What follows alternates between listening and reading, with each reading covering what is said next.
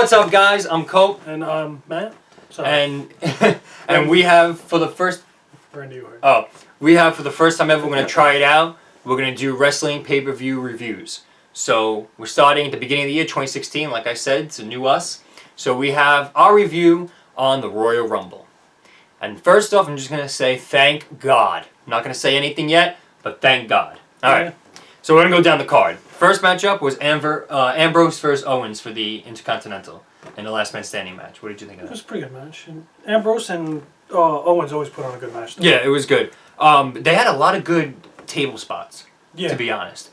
Like in the Last Man Standing match, you always have a lot of tables going on, but they used the majority. They were good with this, and the I don't know the official name to it. The twist suplex slam that Owens does off the top rope when he put Ambrose through it. Yeah, I don't know the name. That was a good move, though. That was a good move for him, absolutely. But Ambrose always puts on a good match, though. And Owens, even if they're not fighting each other, the two of them have great matches in general. And I can never see Owens being a face. No. I just can't see. He's amazing as a heel. He is. And Ambrose, he's got that image. Owens, I mean, when Owens was just like, I hate you! And was like, I hate you! Like, that was perfect. That was so them. Like, that was so great. They have such great chemistry. Where I tend to get my image from. And it was... Last Man Standing matches sometimes have, like, the dumbest endings. Yeah, but this one had... This had a decent ending. It really did. I liked it. It put... off the top rope... The double table on the outside. Double table on the outside, threw Owens off the top rope. Like, that was good. Like... He basically... swantoned off the top rope into the table. Like, what was the one with Cena and Wyatt when he just trapped him, like, in the box, under the box or something? Like, that was just dumb. But this had a decent finish to it. An actual... You didn't stand up Last Man Standing. Not... I forced you not to stand up because I trapped you. It was a decent finish for a Last Man Standing match. So, we're not going to give individual matches grades? No, we're going to give... No. Overall in the pay-per-view. Overall.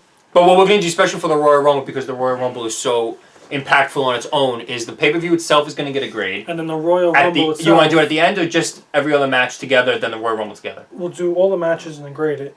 Okay, and then the Rumble. So the Rumble we're going to grade separately because it's so impactful on its own. So, Ambrose, Owens, that gets a check. Yes. We'll say check or... Minus. Check minus. So that gets a check. Usos versus the New Day for the tag titles. And in the New Day was Kofi and Becky. To me, the match has been done so many times. It really has. The tag division is still suffering. Like, even though New Day has become so popular and they're so good, like, Usos are a great tag team, but you got to stop putting them against each other. New Day versus Usos. Absolutely. They lost the title to them. They stopped that road. Now it's back again. Like, even having the Dudleys come back and they just did nothing. Like, they should have been more of an impact when they came back. Like, I don't mind New Day still having the titles. Just give somebody else new opponents, new tags. And it sucks because Lucha Dragons was doing so good. They won a hot streak, and then they got hurt. But there was one point when Kofi and Jay Uso had the botch because they both went for the kick and kind of collided with each other. But he set it up. Kofi made a good save. He caught him and then he held him down for Big E to do the splash. Yeah. Like, that was a good save for that. Jimmy, when he came in and he did a Samoan drop to Big E, and then Kofi came off the top rope and he caught it right into a Samoan drop. I thought that was a good spot. That was a good move.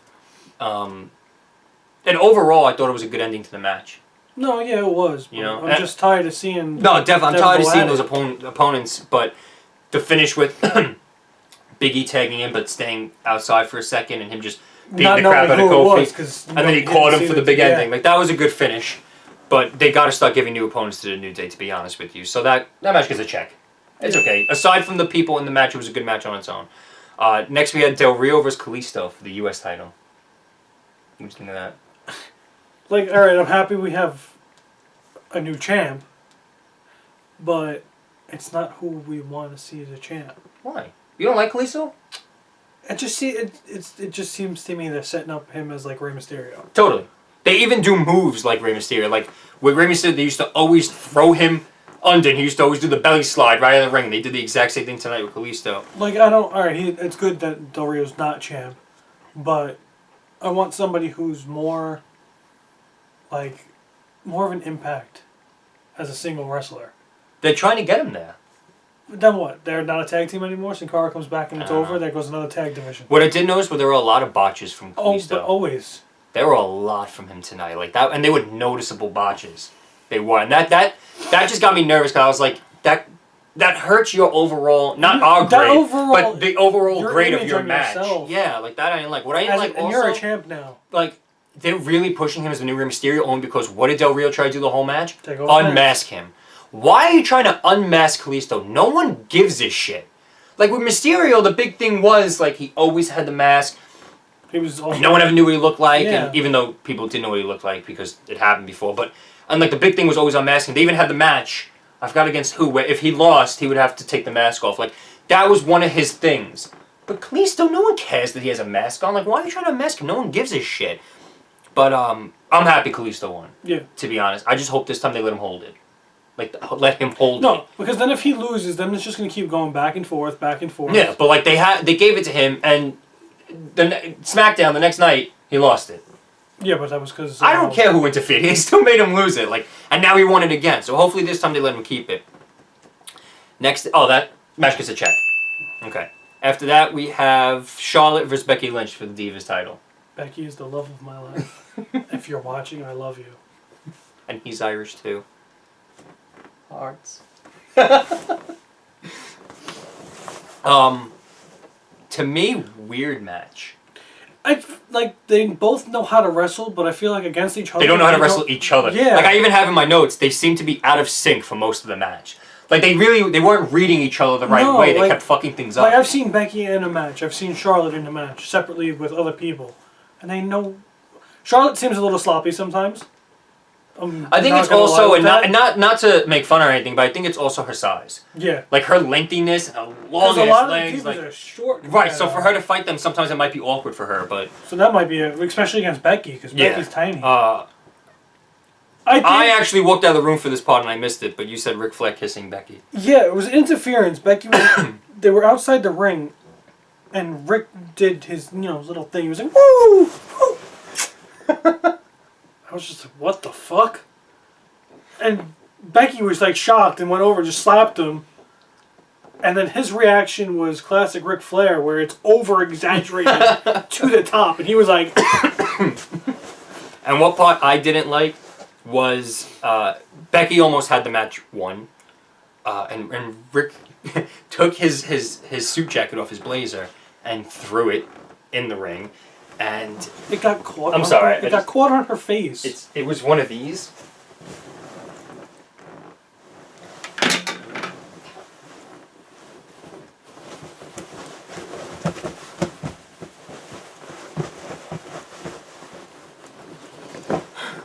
I'm like, what? What just happened? I even have my notes. She got violently attacked by his suit jacket. Like, what happened with that? Why couldn't you just take the damn jacket off? That was such a stupid just point. Yeah. Why? It was so bad. Like, at one point, you could actually kind of see her keeping it on her own face, like... Why am I doing to make it last longer so that Charlotte could attack her. I'm like, oh my god. That was so bad. Sasha Banks returned. Yeah. She came back. I still think Becky should have won. I think Becky should have won, absolutely. But no, now we're going to take this with Sasha because... So Sasha Banks returned. Because Sasha. Kicked Becky out of the ring. Pretended to team up with Charlotte. And then attacked her anyway. And then attacked her. Which, I liked. To be honest. I wanted Becky to win, but she didn't. But to see Sasha attack her, I liked. Because if they were really going to take Sasha and actually make her team up with Charlotte... I was going to get pissed. So does that mean Team Bad is finished? I don't know. I mean, to be honest, I think they were kind of finished anyway. Right now, it's just Naomi and... yeah, but Monday night they came out as Tamina. Team Bad without Yeah. Sasha. But I guess they'll stay as Team Bad. They're not really doing much right now anyway. None of the divas to do me. much. Don't say that. Don't say that. AJ fought a lot for them. And then she left. Well, she made her mark and she left. But overall, that match... What do you think? Yeah. Check? No. Check minus? Yeah. Sorry. It's Charlotte's fault. You know, I can kind of agree with that as a check minus. Because, to be honest with you, it's not a check minus because they're divas. I love the divas. No, it's a check minus. It's a check minus because for a divas match, it could have been a lot better. And I think here's the check step one to make the divas match better. Get Ric Flair the fuck out of there. He needs to stop. He needs to leave, and he needs to go fix his dentures. And go get the Hall of Fame again. This shit needs to fucking stop. Charlotte is her own wrestler. Let her be her own diva. That's it. Let her be on her own. Like, I understand you're kind of like her manager, but it's just, she can't fucking, now she can't win a match without him interfering and fucking shit up. Like, get him the fuck out of here. I understand. You want to start making the divas matches better? With Charlotte? Get him out. He's got to fucking stop. Okay, so check minus we'll give that one. Because of Ric Flair. And Charlotte. And now we come to the Royal Rumble. One versus all. One versus all. Until a small group of the all comes out, beats the shit out of you, sends you to the back for half the match, and then you come back. Yep. But, big news. Big news. Entrant number 3, AJ Styles. Yes. AJ Styles has officially come into the WWE, straight up to the main roster, and he made his debut in the Royal Rumble match. And the crowd went nuts. They went crazy. We also had Zayn come, finally. Sami Zayn made his return. He came back. There weren't as many surprises in the match as I thought there would be. No. Because that's one of the big draws of the Royal Rumble is you'll never know who's going to be in it, who's going to enter. Not that big of a surprise this year. One thing for AJ Styles is I'm convinced. Don't laugh yet. I'm convinced that McMahon hired him and signed the contract, and he said, "Okay, you can come to the WWE, but on one condition. One condition: in the Rumble match, you are gonna come in, and after you, every single participant is gonna come in and kick the ever-loving shit out of you. Deal? Deal." Because everyone who came in the match made a beeline to him and did something. Every time. The only person up until his elimination who didn't come in and fight him was Kofi Kingston. Everybody else did something to this poor guy. Yep. Ryback came in, just pushed him. Kane came in and hit him. Every single person. And it was bad because there were points where he was getting like ragdolled. Yeah. It really was. I wasn't happy with Kofi Kingston in this Rumble. Every year he does some like big save or whatever, but this year just to land on his back and then just get eliminated anyway. Yeah, to land on Big E and then we didn't even see him get eliminated. Do anything. Like he didn't. He was eliminated. Did we miss it or? I didn't see it. Like were we not paying attention to that part, or they actually didn't show it? I maybe just. But only because he always has this big save, but this year just to have him fall on Big E and then he just walks into the ring, I was like, oh, whatever. That didn't really show his own skill to do it.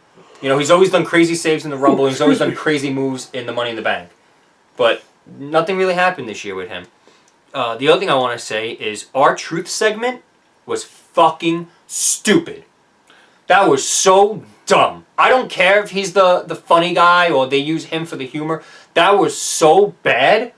I was so annoyed at that. You laughed, and my brother laughed. I couldn't stand it. I hated that so much.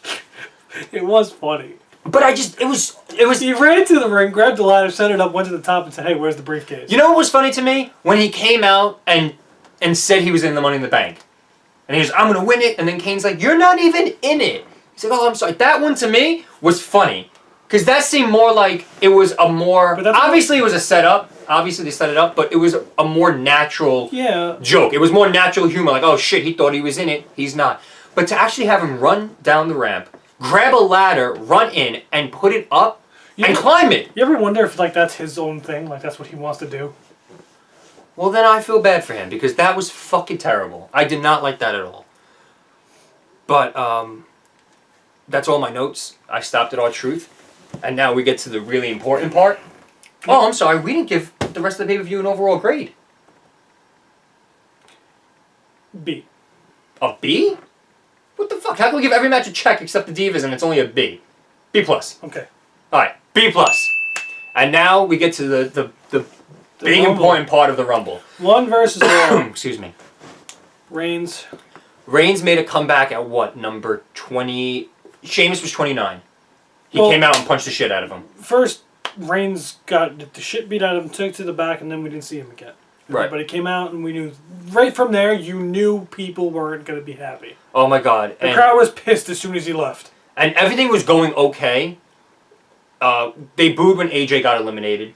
They booed when Sami Zayn got eliminated. Understandably. Yeah. Everyone got pissed because they wanted to see those people go on. But it was a decent Rumble. And then Sheamus came out and got a Superman punch. And then the crowd and booed like crowd crazy. went, oh my God, they started rioting. The booze was so bad for Reigns. It's like a bad thing to do because first off, first Royal Rumble with him.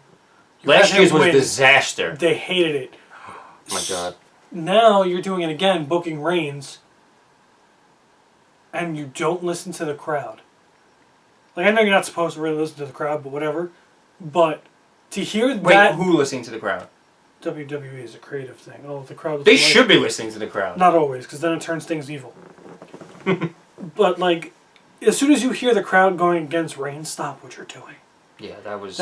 They hated him as soon as he came out. He started throwing people out. They were pissed. Every time he made a move on somebody, they booed like animals.